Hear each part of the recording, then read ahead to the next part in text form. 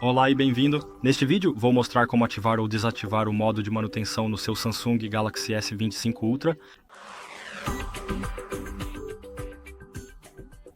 Ok, então o primeiro passo será ir para configurações, e aqui desça quase até o final, até ver o cuidado do dispositivo. Então basta pressionar nele, e se você descer um pouco, encontrará o modo de manutenção, e você pode ativá-lo bem aqui, e você também pode realizar um backup. Eu recomendaria ativar este modo, exatamente como os criadores pretendiam. Quando você entregar seu telefone para ser reparado, e suas fotos privadas, por exemplo, mensagens, coisas assim serão bloqueadas para acesso. Então, suas informações privadas estarão seguras.